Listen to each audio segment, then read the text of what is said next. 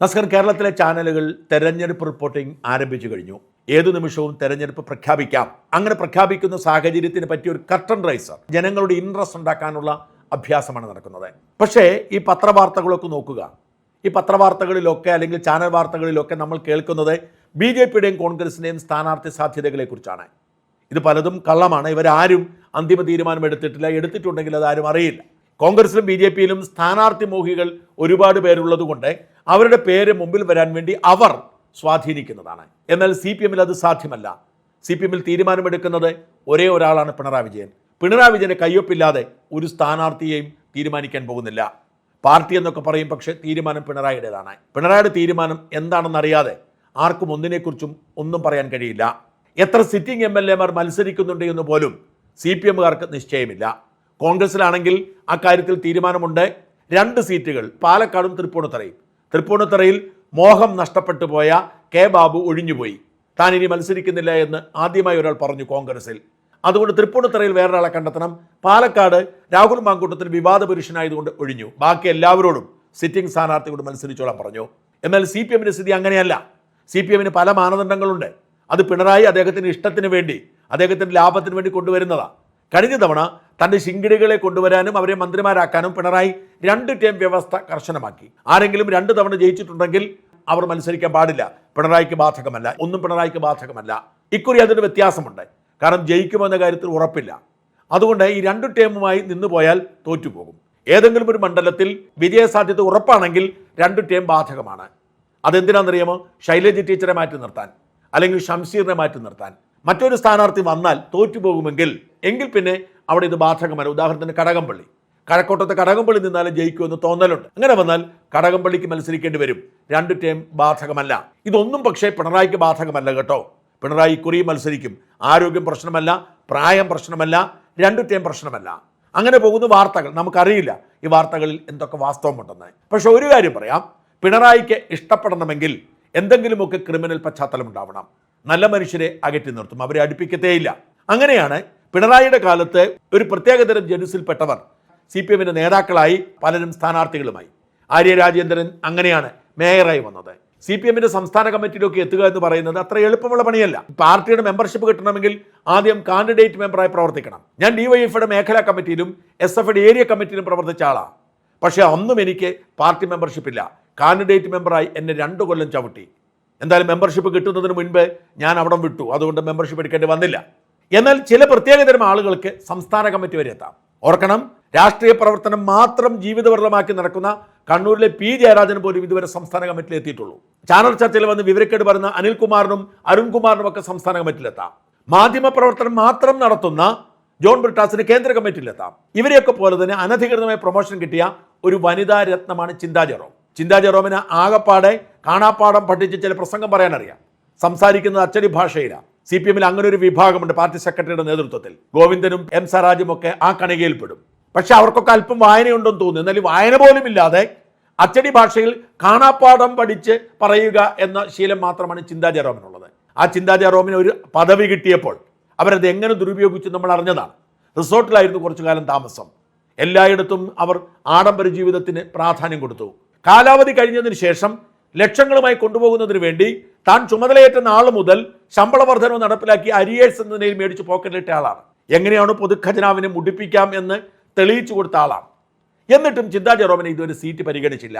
എന്നാൽ ഇക്കുറി ചിന്തയെ പരിഗണിക്കും എന്ന് തീർച്ചയാണ്. അതിനുള്ള യോഗ്യത കഴിഞ്ഞ ദിവസം വീണ ജോർജ് സംഭവത്തോടുകൂടി ചിന്താ ജെറോം നേടിയിരിക്കുന്നു.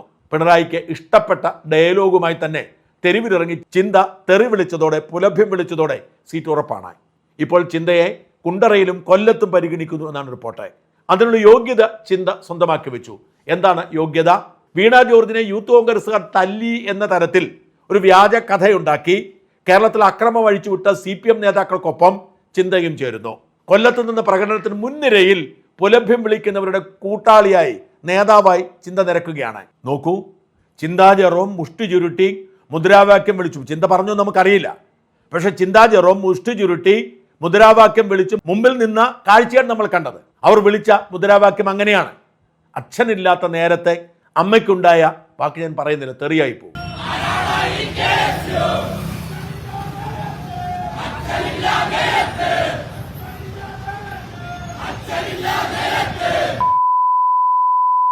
ഇതോടുകൂടി ചിന്താ ജെറോം യോഗ്യത നേടി. അവർക്കിനി ധൈര്യമായിട്ട് മത്സരിക്കാം. ഇത് വലിയ വിവാദമായപ്പോൾ അവർ തടിതപ്പാൻ വേണ്ടി അച്ചടി ഭാഷയിൽ രംഗത്തെത്തിയിട്ടുണ്ട്.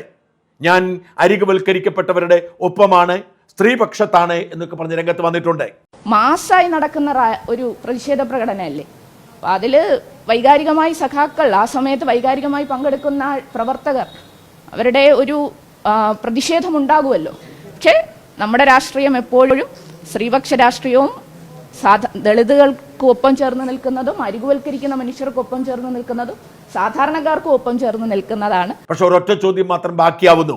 ഈ വൃത്തികേട് പൊതുജനമധ്യത്തിൽ വെച്ച് വിളിച്ചു പറഞ്ഞപ്പോൾ, സ്ത്രീകളെ അധിക്ഷേപിച്ചപ്പോൾ, നോക്കണം, സ്ത്രീകളെ അധിക്ഷേപിക്കുകയാണ്. യൂത്ത് കോൺഗ്രസ്സുകാരെ അധിക്ഷേപിക്കുന്നതല്ല. യൂത്ത് കോൺഗ്രസ്സുകാരുടെ അമ്മമാർ വേശ്യകളാണെന്ന് പറയുകയാണ്. അച്ഛൻ വീട്ടിലില്ലാത്തപ്പോൾ അമ്മമാരെ പ്രാപിക്കാൻ വേണ്ടി എത്തിയതിനു ശേഷം ഉണ്ടായ മക്കളാണ് എന്ന് വിളിച്ചു പറയുമ്പോൾ ഉളുപ്പില്ലാതെ അതിനോടൊപ്പം മുഷ്ടി ചുരുട്ടി നടക്കുക, വിളിച്ചാലും വിളിച്ചില്ലെങ്കിലും അവരോട് നോ പറയാൻ കഴിയാതിരിക്കുക, എന്നിട്ട് ഇമ്മാതിരി വർത്താനവുമായി ന്യായീകരിക്കാൻ എത്തുക. വളരെ കഷ്ടമല്ലേ? CPM-ന്റെ അവസ്ഥ എത്ര ദയനീയമാണ്. അതുകൊണ്ടാണ് ഞാൻ പറഞ്ഞത്, ഇതിന്റെ പേരിൽ അവർ സീറ്റ് ഉറപ്പിച്ചിരിക്കുന്നു. എവിടെയാണ് സ്ത്രീപക്ഷവാദികൾ? ഏതെങ്കിലും ഒരു കോൺഗ്രസ്സുകാരനായിരുന്നു, ഏതെങ്കിലും ഒരു CPM-കാരനെ കുറിച്ച് ഇങ്ങനെ പറഞ്ഞെങ്കിൽ ഇവിടെ ബുദ്ധിജീവികളും സാമൂഹ്യ പ്രവർത്തകരും ഒക്കെ രംഗത്തിറങ്ങുമായിരുന്നു. അവർക്ക് എവിടെയാണ്? അവർക്കൊക്കെ പേടിയാണ്. ആരെയാണ് അവർ പേടിക്കുന്നത്? എന്തൊരു കഷ്ടമാണ് ഈ നാടിൻ്റെ അവസ്ഥ. ഐഷ ഫർസാന അതേക്കുറിച്ച് എഴുതിയിരിക്കുന്നത് കൂടി കേൾക്കുക. അച്ഛനില്ല നേരത്തെ അമ്മയ്ക്കുണ്ടായ, ഞാനും പറയുന്നില്ല, ഇത് വെറും ഒരു മുദ്രാവാക്യമായി എഴുതിത്തള്ളാൻ ഉള്ളതല്ല. സ്ത്രീയെ, അമ്മയെ അപമാനിക്കുന്ന അങ്ങേയറ്റം ഹീനമായ ഭാഷയാണ്. രാഷ്ട്രീയ വിരോധം തീർക്കാൻ തെരുവിൽ അമ്മയെ വലിച്ചഴിക്കുന്ന സംസ്കാരം എത്രത്തോളം തരം താഴ്ന്നതാണ്. സ്ത്രീ മാന്യതയെക്കുറിച്ച് വേദികളിൽ പ്രസംഗിക്കുകയും സ്ത്രീ സമത്വത്തെക്കുറിച്ചുള്ള പോസ്റ്റുകൾ ഇടുകയും ചെയ്യുന്നവർ രാഷ്ട്രീയ ലാഭനഷ്ടം കണക്കാക്കി ഇത്തരം മുദ്രാവാക്യങ്ങളെ നിസ്സാരമായി പരിഗണിക്കുമ്പോൾ അത് രാഷ്ട്രീയ ഇരട്ടത്താപ്പാണ്. സ്ത്രീകൾക്ക് വേണ്ടി നിലകൊള്ളുന്നു എന്ന് പറയുന്ന പുരോഗമന പ്രസ്ഥാനങ്ങളുടെ പ്രവർത്തകരും നേതാക്കളും ഇത്തരം ഭാഷയ്ക്കെതിരെ ഒരു വാക്ക് പോലും പറയാതെ മിണ്ടാതിരിക്കുമ്പോൾ ആ നിശബ്ദത പോലും അപകടകരമാണ്. ചിന്താ ജെറോമിന്റെ വിശദീകരണം കേട്ടു. സ്വയം പുരോഗമനം വിശേഷിപ്പിക്കുന്ന പ്രസ്ഥാനവും അതിന്റെ വക്താവുമാണെന്ന് പ്രഖ്യാപിക്കുകയും ചെയ്യുന്ന അവർ ഒരിടത്തും സ്ത്രീ അപമാനിക്കുന്ന തൻ്റെ അണികളുടെ ഭാഷയെ തള്ളിപ്പറയുന്നതായി കേട്ടില്ല. മറിച്ച് വൈകാരികമായി പ്രതിഷേധങ്ങളുടെ ഭാഗമാണെന്ന് പറഞ്ഞു വെച്ച് സാമൂഹിക ബോധവും രാഷ്ട്രീയ സംസ്കാരവും സംരക്ഷിക്കേണ്ടത് നമ്മളൊക്കെയാണ്. ഇത്തരം ഹീനമായ വാക്കുകൾ സാധാരണമാക്കാൻ അനുവദിച്ചാൽ അത് നാളെയുടെ തലമുറയുടെ മനസ്സിലേക്കും ചിന്തകളിലേക്കും വിഷം ചേർക്കുമെന്ന കാര്യത്തിൽ സംശയമേതുമില്ല. ആശയങ്ങളെ വിമർശിക്കൂ, നയങ്ങളെ ചോദ്യം ചെയ്യൂ, അതിനൊരു അഭിമാനമുണ്ട്. ഇത് ഒരു പാർട്ടിക്കെതിരെ നിലപാട് മാത്രമല്ല, സ്ത്രീ മാന്യതയ്ക്ക് വേണ്ടിയുള്ള സാമൂഹിക ഉത്തരവാദിത്തമാണ്. അഞ്ജു പാർവതി പ്രബീഷ് എഴുതിയ ഒരു ചെറിയ കുറിപ്പോടെ അവസാനിപ്പിക്കാം. ഡാഡാരെന്ന് വീട്ടിൽ നിന്ന് ഉത്തരം കിട്ടാതെ വരുമ്പോൾ റോഡിൽ വന്ന് നിന്ന് ഉറക്ക ചോദിക്കുന്നത് ഒരു കുറ്റമാണോ ഗൈസ്? കേരളത്തിലെ എല്ലാ അമ്മമാരും കണ്ടോൻ്റെ മുറ്റത്തെ വാഴക്കൂമ്പെടുത്ത് തോരൻ വയ്ക്കാറില്ല. കേരളത്തിലെ എല്ലാ മക്കളും ആ വാഴക്കൂമ്പ് തോരൻ കൊണ്ട് പൊതിച്ചോറും കെട്ടാറില്ല. കേരളത്തിലെ എല്ലാ അച്ഛന്മാരും വല്ലോൻ്റെ പറമ്പിൽ വാഴ കൃഷി ചെയ്യാറുമില്ല. അപ്പോൾ പിന്നെ അതൊക്കെ ചെയ്യുന്ന കൂട്ടർ ആരെന്ന് ചോദിച്ചാൽ അതാണ് കൊല്ലത്ത് ഡാഡാരെന്ന് ഉത്തരം തേടി നടന്ന ടീംസ്. അപ്പുറത്തെ പറമ്പിൽ ആരാണ്ട് വെച്ച് വാഴ എടുത്തുകൊണ്ട് വന്ന് ഇപ്പുറത്തെ പറമ്പിൽ വെച്ചാൽ ആ വാഴയുടെ യഥാർത്ഥ തന്ത ആരാണെന്ന് എങ്ങനെ കണ്ടുപിടിക്കും? വീട്ടിൽ ചോദിച്ചാൽ അതിൻ്റെ ഉത്തരം കിട്ടുമോ? ഇല്ല. അപ്പോൾ പിന്നെ പൊതു റോഡ് തന്നെ ശരണം. ഇത് തന്നെയാണ് ചിന്താ ജെറോമിനുള്ള ഏക മറുപടി. എന്തായാലും ഇത് ചിന്താ ജെറോമിന് ചെറിയൊരു തലവേദനയായിട്ടുണ്ട്. ഇരവിപുരം പോലീസിൽ പരാതിയായി ഈ അസഭ്യം വിളിക്കെതിരെ ചിന്തയെ ഒന്നാം പ്രതിയാക്കി പോലീസ് കേസെടുത്തിട്ടുണ്ട്. കേസെടുക്കത്തേ ഉള്ളൂ, വിളിച്ചു വരുത്തി ചോദ്യം ചെയ്യാൻ പോലും പോലീസിന് ധൈര്യമുണ്ടാവില്ല. എങ്കിലും ചിന്താ ജെറോം ഒരു കേസിലെ പ്രതിയായി എന്നെങ്കിലും ഈ വിഷയത്തിൽ ഇടപെടുന്നവർക്ക് ആശ്വസിക്കാം.